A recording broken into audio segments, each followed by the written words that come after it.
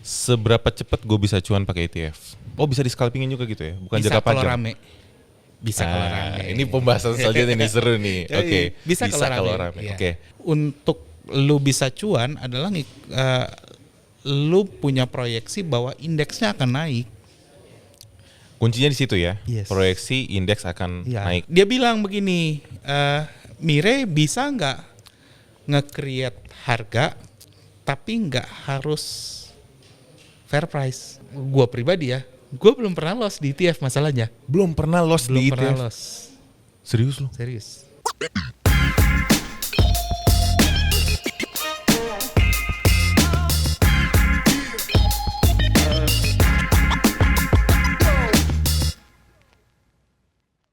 Yo sahabat Miraset, kita sekarang sudah ada di BU Bicara Uang. Kali ini di episode yang luar biasa, gue punya speaker yang amazing. Ini ada produk investasi lainnya yang akan kita bicarakan hari ini. Kali ini gue udah ada kedatangan Bang Simon. Apa kabar? Kabar baik. Bang, lu ada ngerasa beda nggak hari ini? Lebih keren nggak stage-nya? Biasanya kan tempat serius banget nih. Iya, biasanya putih, polos gitu ya. Ini asik nih, lebih chill nih tempat. Lebih chill gitu ya. Ini ada orang-orang kerja gitu. Orang kerja kita malah ngobrol, ganggu lagi gitu ya. Nah, gue mau nanya satu produk investasi yang menurut gue lu udah paham banget. Oke. Yaitu ETF. Simpelnya adalah sebenarnya ETF itu reksadana, cuman bedanya sama reksadana lain dia transaksinya atau lu disebutnya dia reksadana yang bisa ditradingin di bursa. Jadi belinya lu nggak lewat, biasanya kan lewat MI tuh, lewat selling agent, Navi. seperti Navi dan Oke. selling agent lain, atau lu datang langsung ke MI-nya, misalnya siapa gitu MI-nya, lu langsung datang beli ke sana. Nah ini nggak bisa dibeli dari yang dua itu. Lo belinya di? Harus di bursa. Karena belinya di bursa harus ada yang ngebrokerin lah bahasanya. Siapa Harus yang? ada warungnya. Oke, Warungnya itu adalah perusahaan sekuritas. Oh gitu. Berarti yang bikin produknya? Yang bikin produknya MI. Yang ngelola produknya MI. Tapi belinya harus lewat sekuritas. Berarti ini cuma harus ya? Harus lewat sekuritas. Nggak boleh pakai Karena MI nggak punya otoritas untuk ngejual. jual produk ini.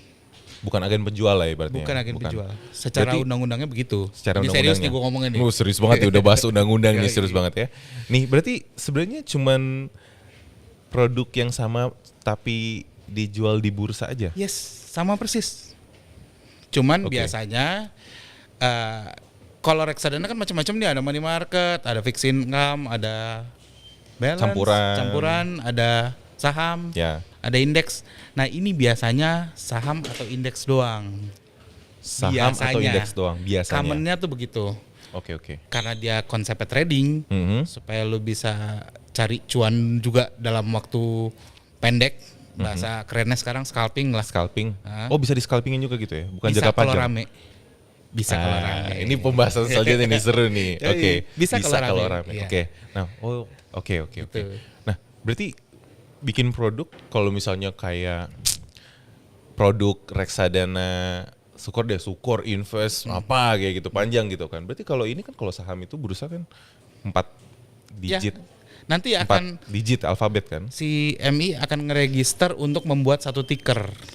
Oke. Nah, ticker itu ya kayak kalau misalnya saham Astra gitu tikernya ASI, BCA, BBCA kayak gitulah. Nah, ETF nanti buat sendiri tuh, harus diajuin. Saat ini yang punya Miraset Biasanya depannya X. itu ada aturannya? Aturannya gitu. Harus X depannya. Biasanya depannya X. Ada yang lama yang dulu yang awal-awal depannya R. Tapi sekarang depannya udah X. Kalau lihat kayak ini Mire sebagai dealer partisipan ini ada dua nih sekarang. XNVE sama XCEG. XCEG itu yang punya Miraset. Betul. Berarti bukan dipunya Miraset sebagai dealer partisipan. Dealer partisipan. Oke, gitu. Miraset sebagai dealer partisipan atau agen penjual gitu. Agen penjual.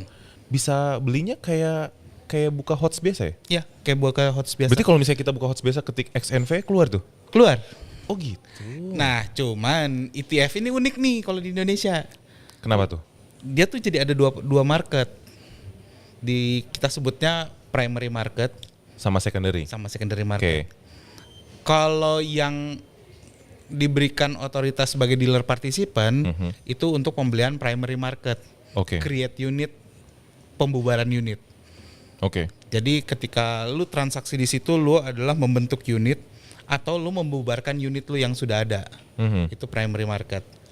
Oke. Yang kedua secondary market, yaitu membeli unit yang sudah dibentuk tadi. Oke. Orang selalu nanya, terus bedanya apaan unit di primary market sama secondary market? Baru gue mau nanya. Nggak ada bedanya bro. Tapi lebih murah mana? Kalau gue dari sisi customer, gue pasti akan beli yang lebih murah dong.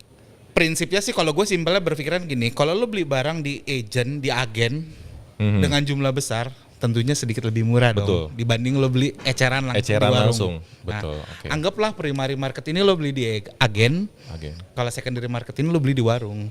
Berarti kalau beli di wholesale gitu, harus belinya banyak? Iya, secara aturan nih, lagi-lagi kita ngomong serius nih, secara aturannya kalau lo beli lewat primary market nge-create unit itu ada minimumnya 1000 lot. 1000 lot. Boleh tahu nggak saat ini XNVE sama XCG itu harganya berapa sih? Contoh kayak XNVE itu sekarang tuh sekitar 173, 174 173, 174. Baru dikali 100 lagi kan? kali 100 Kali kali 100. 1000. 1000. Oh, 1000 ya tadi minimal. Kali 100 kan satu lot 100 dikali 1000 harus minimum beli 1000 lot. Berarti 17,3. Itu ya sekitar 17,3 jutaan. Minimal untuk beli di primary market. Oke. Tapi kalau lu di secondary market kan lu bisa beli satu lot, which is cuman 17.000. 17.000. Ini produk dibuat berdasarkan apa, Bro? Biasanya MI itu meng-create produk karena ada permintaan dari klien biasanya pertama. Oh, kliennya si MI. Kliennya si Gitu. MI. Atau dia ngelihat sekarang tren pasar lagi rame kemana nih. Oke. Kalau di luar negeri malah lebih advance lagi. Lu lagi rame robot, dia bikin ETF robot. Lu lagi rame mobil listrik, dia bikin ETF mobil listrik. Mobil listrik gitu ya. Bahkan di beberapa negara kayak kalau nggak salah Kanada, US, yang udah legal ganja, pas lagi rame ganja dia bikin ETF. ETF tentang ganja gitu. Underlying-nya perusahaan ganja atau apa gitu. Pokoknya kanabis gitu lah. Iya, di sana emang lebih Yes, ini ya, lebih up to date banget betul, gitu ya. betul. Nih kayak jangan-jangan yang karbon ini juga nanti akan ada nih. Bisa jadi. ETF karbon jangan-jangan. Ketika demand-nya banyak dari masyarakat, gua rasa sih bisa jadi akan ada yang menginisiasi untuk membuat. Bisa bilang saat ini lagi rame gak sih? Sebenarnya ETF tuh. Kalau boleh jujur, di Indonesia tuh ETF belum terlalu rame. Kenapa sih? Karena kalau menurut gue ya pribadi ya, sosialisasinya kurang boom. Oke. Menurut gue ya. ETF tuh kalau nggak salah udah ada di Indonesia itu dari kalau gua nggak salah ya dari tahun 2006 2007. Udah lama ya? Tapi dulu yang mengkonsumsi hanya institusi. Oh, belum ke retail. Belum. Oke, Yang oke. mengkonsumsi hanya institusi. Sampai tahun 2000 kalau gua nggak salah 2018 yang mengkonsumsi masih institusi, even sampai sekarang sebenarnya terbesarnya yang mengkonsumsi masih institusi, tapi sudah mulai dikenalkan lah ke retail. Kalau kita berkaca di luar negeri, apalagi kalau negara-negara maju mah ETF itu paling newbie-nya orang yang mau trading saham di sana. Justru malah newbie yang mau trading saham malah ke ETF dulu gitu ya? Yes. Umumnya ETF itu kan pengelolaannya pakai pengelolaan pasif. Maksudnya pengelolaan pasif itu dia ngikutin satu indeks. Contoh lah paling besar di dunia itu ETF dengan indeks yang dipakai adalah S&P 500. S&P 500. Nah, S&P 500. Itu ETF paling besar di dunia dan kalau nggak salah tiga besarnya itu tiga-tiganya pakai S&P 500. Jadi dia memang yang ETF itu dulu awalnya dipakai buat orang yang mau beli indeks. Oke. Tapi dibungkus lewat ETF. ETF. Ya. Oke. Jadi karena dia ngikutin indeks pasti pengelolaannya pasif. Itu juga yang dibawa ke Indonesia. Jadi sebenarnya buat pemula paling enak tuh adalah ngikutin indeks. Ketika indeksnya naik, jadi lu nggak perlu harus justifikasi saham mana yang mau naik, nggak perlu begitu. Indeks itu Lu kan malah ngeliat ke indeksnya. Iya. Kalau indeksnya naik, berarti si ETF-nya itu ada possibility Betul. untuk bisa naik. Betul. Oke, lebih gampang loh. Dan sebenarnya lebih gampang. Lebih gampang. Dan makanya sampai sekarang pun konsumen utamanya masih institusi. Karena menurut gue ya institusi ketika dia harus melakukan pertanggungjawaban lebih gampang memberikan pertanggungjawabannya ketika portofolio dia minus. Kenapa portofolio dia minus? Ya karena indeksnya minus. Kan gue ngikutin indeks. Oh, lebih gampang dong. Lebih gampang, ya? Dibanding lo harus jelasin, oh iya waktu itu gua salah beli misalnya saham A karena pas gua beli ternyata sahamnya turun. Justifikasinya susah. Kalau pakai indeks kan lu tinggal sesimpel lu tinggal bilang indeksnya turun, ya udah pasti ETF ku turun kan gitu. Oke. Kayak sektor perbankan itu kan isinya BCA, BRI, BNI atau segala macam digital bank. Berarti di dalam si XNVE ini juga ada sahamnya di dalamnya atau? Oh iya dong. Indeks itu kan kumpulan dari beberapa saham. Berarti kan? sebenarnya kalau misalnya kumpulan beberapa saham kayak sektor indeks, berarti lu kayak trading indeks di situ. Betul. Kalau pasif begitu. Kalau pasif ya. Oh, oke. Tapi kalau aktif ya kalau reksadananya dikelola aktif, ya sebenarnya kayak indeks juga sama aja. Cuman bedanya ini dikelolanya aktif aja. Kalau indexing kan ngikutin si penerbit indeks, kapan harus direbalancing, kapan harus dikurangin bobotnya, kapan harus ditambahin bobotnya, kapan harus dikeluarin, kapan harus diganti isi underlyingnya kan begitu ya. Tapi kalau dia dikelola aktif ya MI-nya sendiri yang punya otoritas untuk kapan dia mau keluarin, kapan dia mau masukin salah satu saham atau kapan dia mau ngerebalancing, itu terserah dia gitu. Itu si MI-nya yang punya otoritas. Makanya ini kan sebenarnya produknya produk MI, tapi dia nggak dikasih otoritas untuk kejual. Tapi dia bisa mengarahkan sekuritas untuk gimana jualannya? Sebenarnya sih dibilang bisa mengarahkannya bisa-bisa aja, tapi kan biasanya si sekuritas dia udah punya pasar sendiri. Kayak misalnya kenapa nih 2 ETF ini minta kita sebagai dealer partisipan? Sebenarnya kan MI itu punya tujuan. Misalnya dia tahu nih Mire broker yang retail terbesar di Indonesia. Sebenarnya kan yang mau di-tap sama dia retail kita. Betul. Kasarnya begitulah. Kasarnya gitu ya. Tapi kalau misalnya nih bahasa kasarnya ya, sepengalaman gue di Hot Championship waktu pas gue pegang waktu itu banyak yang bukan cuma pemenang ya, orang-orang yang kita diskualifikasi karena mereka ketahuan transaksi di saham-saham yang tidak liquid. Dalam artian itu nggak rame, tapi dia malah dapat profit return banyak di situ. Betul. Nah ini ada indikasi nggak sih bahwa misalnya si XNVE, karena tadi kan lu bilang ya masih belum inilah ya sama retail kita, masih belum terlalu famous lah di pasar. Lalu kemudian ada orang yang bisa pakai itu untuk ngedongkrak suatu harga saham, itu ada possibility nggak sih di situ? Atau malah pernah kejadian? Kalau ngedongkrak salah satu harga saham. Iya, si XNVE atau XCEG gitu. Ketika XNVE-nya atau XCEG-nya dibeli dalam jumlah besar bisa jadi harga sahamnya kekerek, tapi nggak satu. Ya semua isi saham yang ada di situ. Let's say ada 30 saham nih. Ya. Kayak XNVE kan pakai IDX Value 30, ada 30 saham di situ. 30 saham market cap besar, yang paling besar. Enggak, dia value stock untuk isi underlying-nya. Kalau XCEG dia pakai ESG leader, which is ada 30 saham juga di dalam. Jadi kalau lo bilang bisa ngegerakin harga saham, ya ada satu orang atau satu institusi atau satu pihak harus beli ini ETF gede banget, baru 30 sahamnya itu ketarik semua harganya. Kemungkinannya cuma di situ. Kalau di luar negeri begitu. Justru luar negeri begitu praktisnya. Lu paling gampang gini deh. Kalau lu mau lihat satu market gitu, satu market lagi gerak, pasti acuannya adalah misalnya gini, satu market lagi gerak, acuannya adalah biasanya ETF-nya gerak apa enggak? Karena biasanya ketika ETF dibeli dalam jumlah besar, contoh kayak tadi lah si S&P 500 itu dibeli dalam jumlah besar, semua yang isi di sahamnya itu kan pasti akan kegerak semua. Misalnya ada satu hedge fund atau apa gitu beli itu dalam jumlah besar, pasti gerak. Biasanya begitu.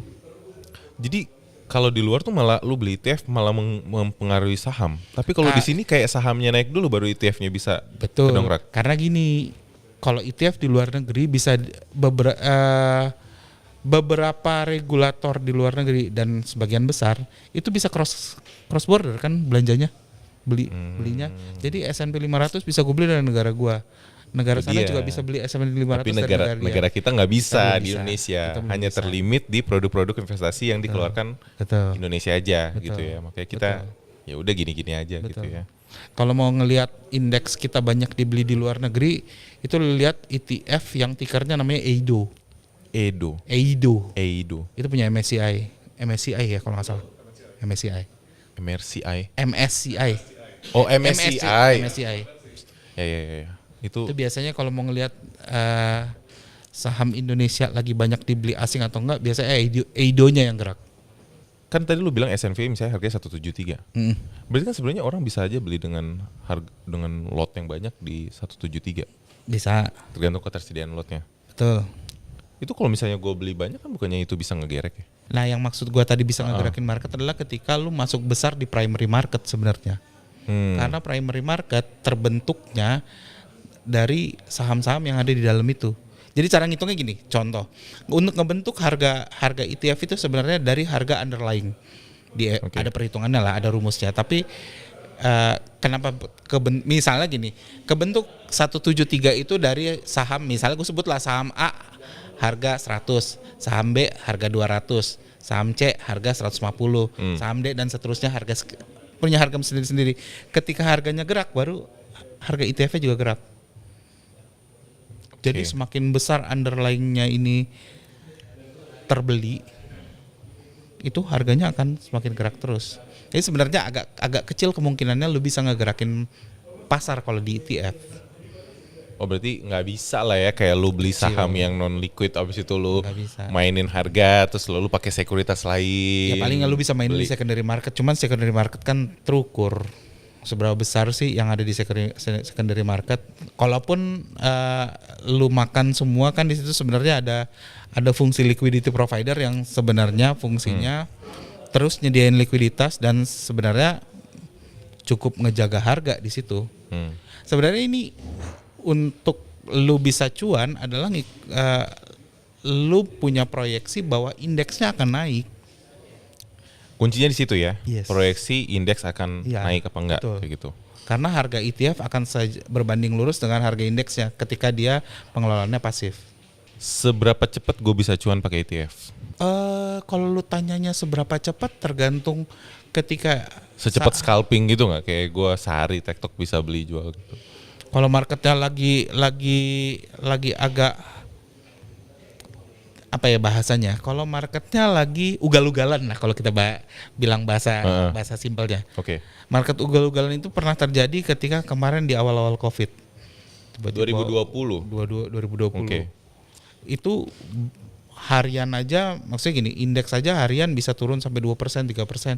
Yeah. Berarti ETF-nya gerak 2%, 3% dalam satu hari gitu. Turunnya kan?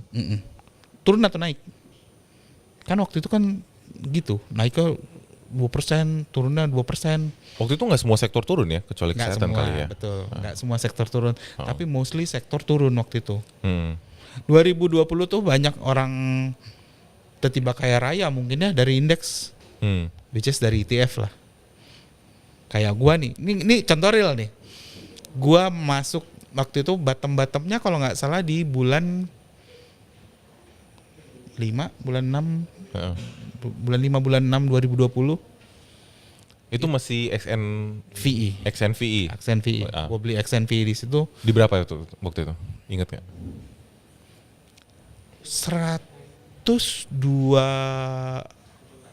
120-an atau 111-an atau 120-an gitu. 111-an.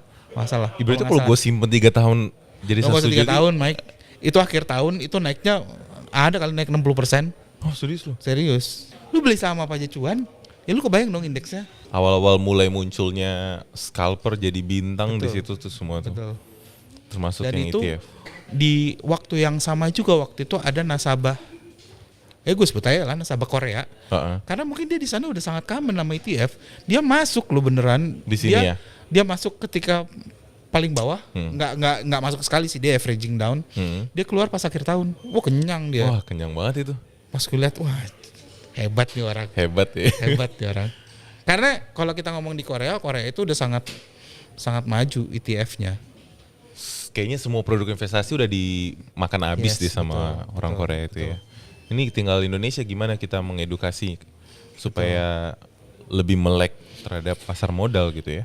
Kalau gue boleh kasih uh, stage investasi gitu, stage investasi.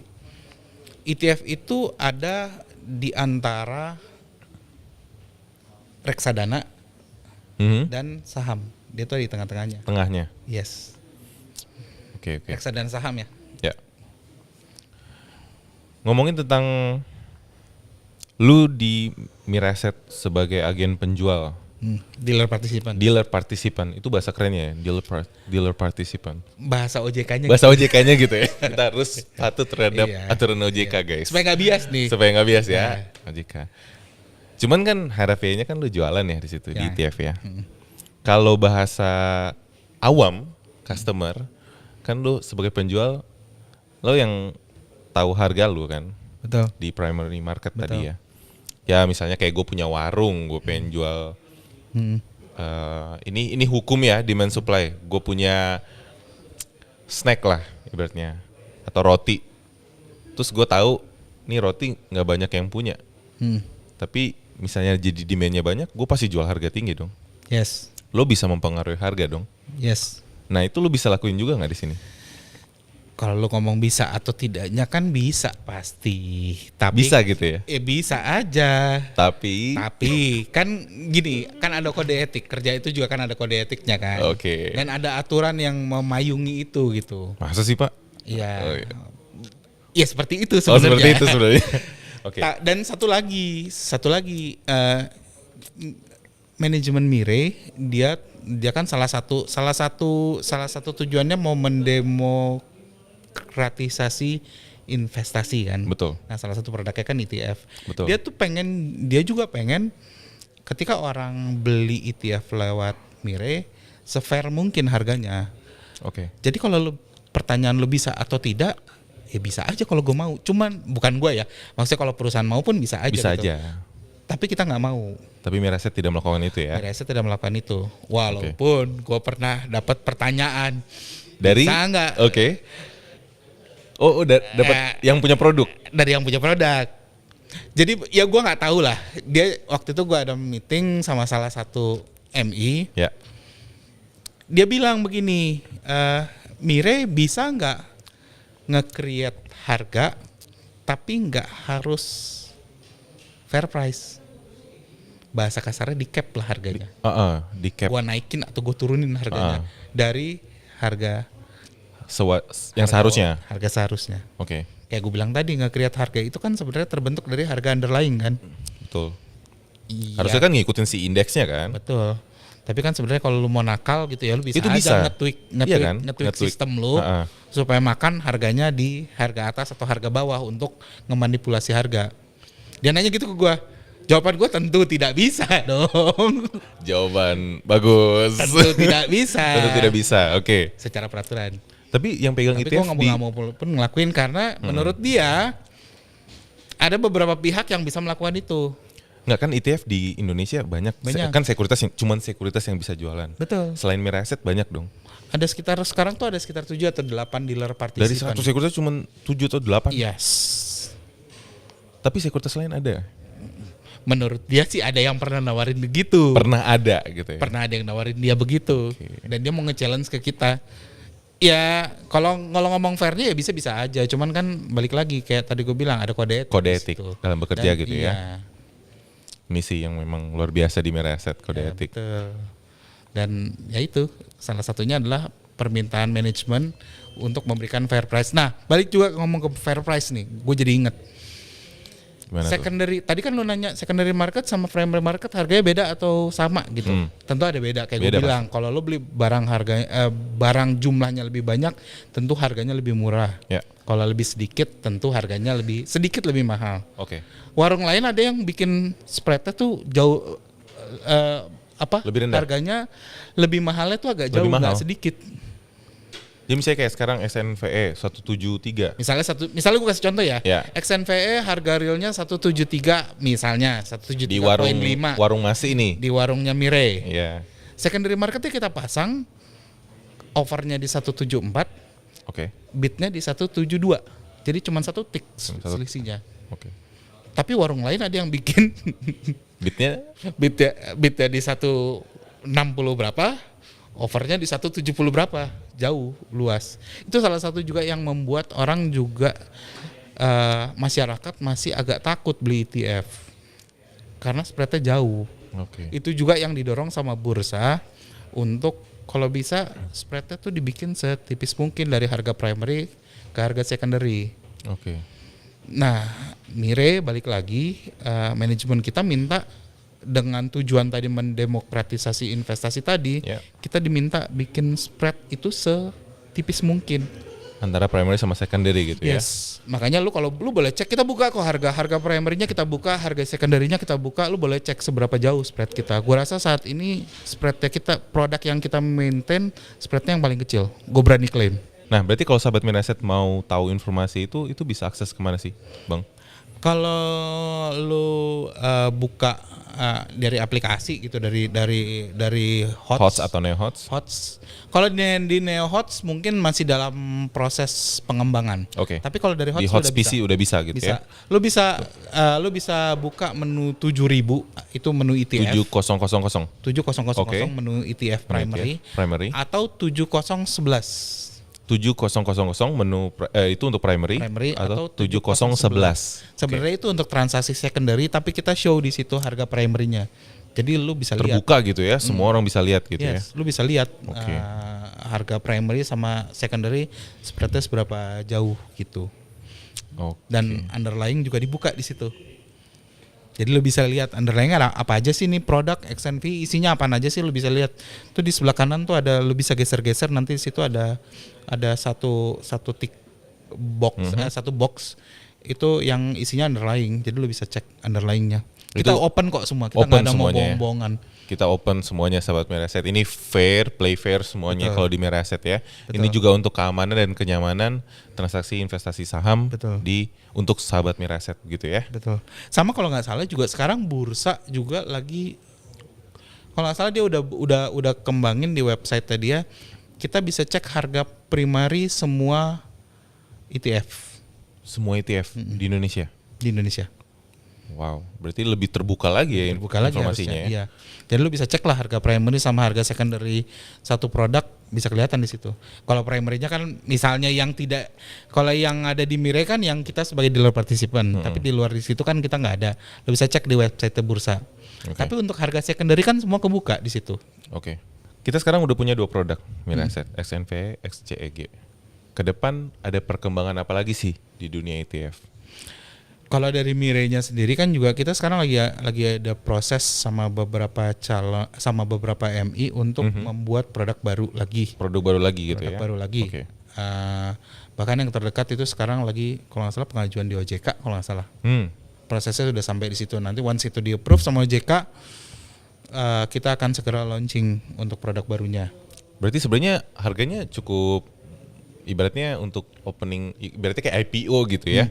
Kayak IPO saham nanti ETF ini. Betul. Berarti harusnya harganya bisa lebih murah. Arah juga kah kayak saham-saham pada umumnya? Enggak, karena kayak gue bilang, dia akan bergerak ketika underlying-nya bergerak. Indeks. Betul, indeks. Kalau potensinya arah hampir tidak mungkin ya. Hampir tidak mungkin. Jadi pokoknya begitu dapat efektif dari bursa, kita akan segera prepare untuk launchingnya. Itu juga kita cuma dikasih waktu pendek kok, kalau nggak salah cuman 10 hari bursa kalau nggak salah dari dapat efektif harus langsung. Terus cepet lah itu 10 hari. Iya, betul. Cepet ya. Di bursa. Terus gitu. Sebagai sebelum penutup nih, gue mau nanya, udah cuan berapa persen sih dari ETF?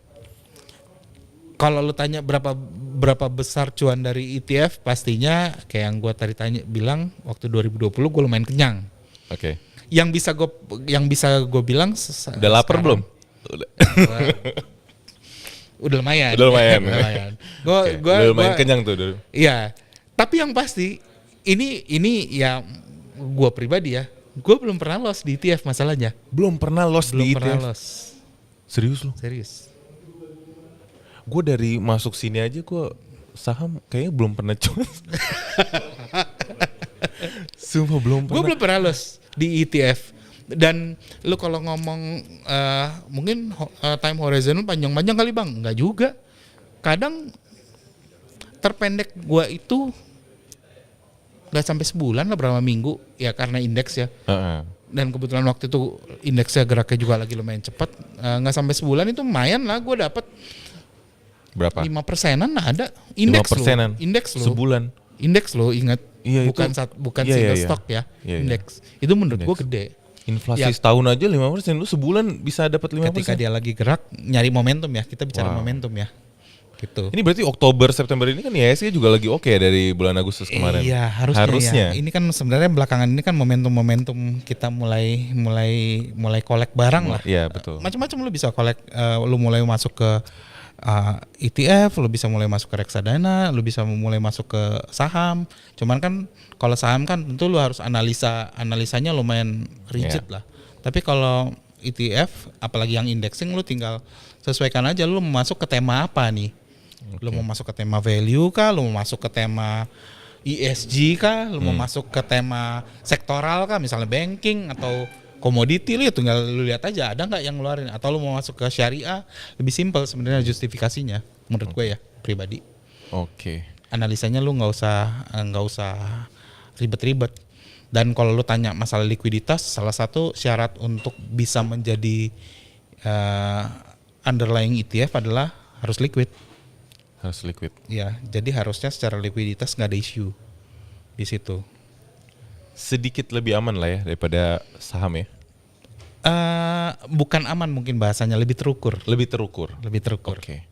Sedikit lebih terukur. Sama kalau lu nanya perkembangan, bursa tuh lagi bikin inovasi sebenarnya belakangan. Oke. Kemarin Apa tuh? Kemarin tuh mereka lagi ada pipeline untuk buat ETF yang berbasis gold sama ETF yang sintetik kayak ETF inverse.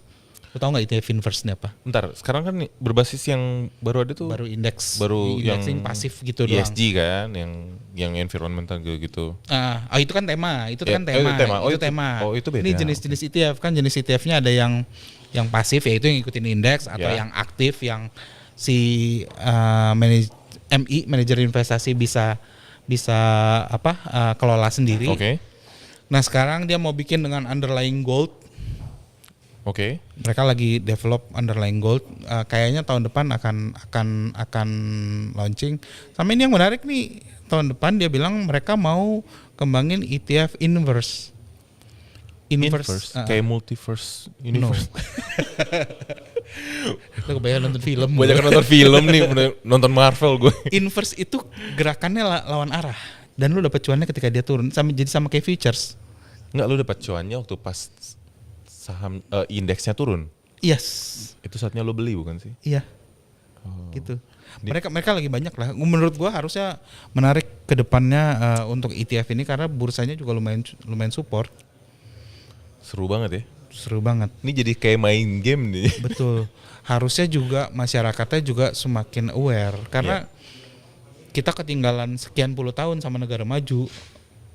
Ya, betul Di sih. luaran sana retail itu buat mereka ETF, buat retail di luaran sana, buat mereka ETF itu udah sesuatu yang nggak perlu harus lu pelajarin lagi. Itu udah salah satu. Kalau kayak tadi lu bilang anak-anak zaman sekarang tuh nanya, lu kalau invest di mana, reksadana? Nah itu di sana tuh ETF tuh udah begitu. Udah kayak gitu. Mainnya invest di mana? Di ETF. ETF gitu. Dan enaknya kan di sana kayak gue bilang, dia bisa lebih gampang beradaptasi gitu.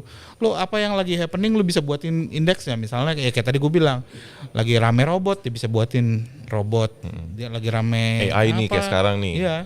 AI, buatin AI. Dia lagi rame kayak kemarin EV, buat EV. Iya. Satu ETF kalau nggak salah sekitar 2 tahun yang lalu itu punya Global X, which is masih sister company-nya Mira Asset ya. Sister company-nya Mira Asset yang ada di US. Itu performance ETF yang berbasis EV-nya tuh ngaco loh. Itu cakep banget performance-nya. Jadi mereka di sana tuh saking udah ada pasarnya, lebih gampang kalau mau ngembangin satu produk, dan lebih gampang adaptasinya gitu. Wow. Menarik bro. Menarik ya. ETF. Pertanyaan gue, lu udah pernah beli ETF belum? Nah itu dia belum lagi. Kenapa? Nggak ada yang ngomongin soalnya. Jadi gue pikir kayak aduh daripada stuck gitu-gitu aja, nggak gerak, duit gue nyangkut. Iya, lu harus coba sekarang. Lu bilang kan lu belum pernah cuan Iya, kan? Nah gue belum pernah los lu di ETF. Iya kali Ini ya. jujur, gue belum pernah los di ETF Ini masalahnya. menarik sih, karena pasti kan customer semuanya cari mana yang Betul.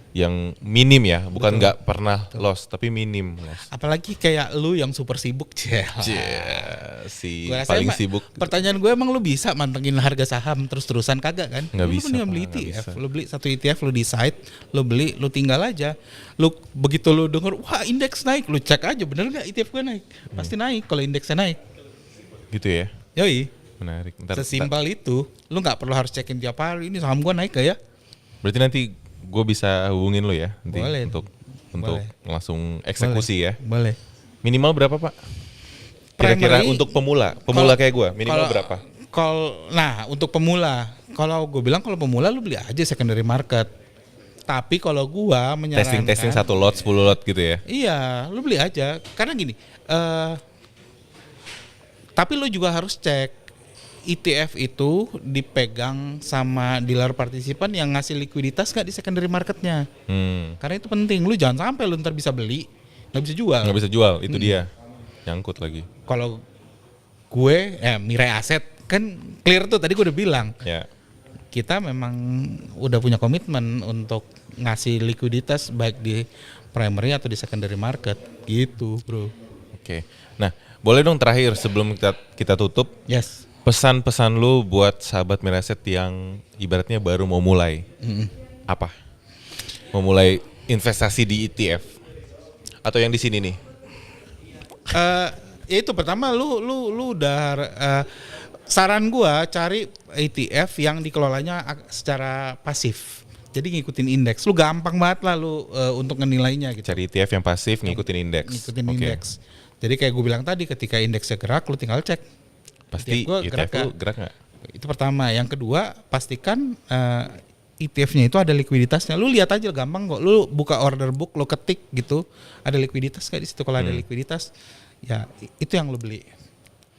Sama yang ketiga, lu perhatikan spreadnya. Paling gampang lihat spread tuh gitu. Gini, harga bid sama harga over itu harusnya nggak jauh. Seimbang. Harusnya nggak jauh. Oke. Kalau yang spreadnya dia tipis ya, tapi kalau spreadnya dia tebel, harga bid sama harga over pasti dijauhin sama dia. Kalaupun deketinnya pakai volume kecil, selot, 2 lot, pasti ada dia taruh di satu harga yang volume tebel. Itu sebenarnya spreadnya dia. Ini gue buka aja nih trik ya. Gitu. Kalau mau ngebaca, lihat posisi bid over yang volume gede. Itu pasti spreadnya dia. Oke. Misalnya dia pasang sekian ribu lot di over, sekian ribu lot Di bid. di bid. Terus sisanya kayak kecil-kecil semua. Sisa itu di atas itu kecil itu. Spreadnya dia itu sebenarnya itu. Tapi kan kita cuma 1 tick doang kan itu. Kalau di Miraset. Kalau Mirai Aset ya. Miraset. Tapi yang lain, gue ngomong yang lain. Oh, yang lain. Buat gampang menilai ini ada likuiditas atau ini spreadnya besar atau tipis tuh itu. Lihat aja. Pasti ada di satu titik harga yang dia tebelin volumenya. Nah itulah spreadnya dia. Baru lu bisa beli di situ. Yes. Oke. Itu salah satu lu menilainya. Lu kalau mau milih mau terjun di ETF gimana? Oke. Sip. Thank you, Bang. Thank Buat you, hari ini, nanti next time kalau kita udah eksekusi, nanti gue Oke. bisa konsul kalau ya. Siap.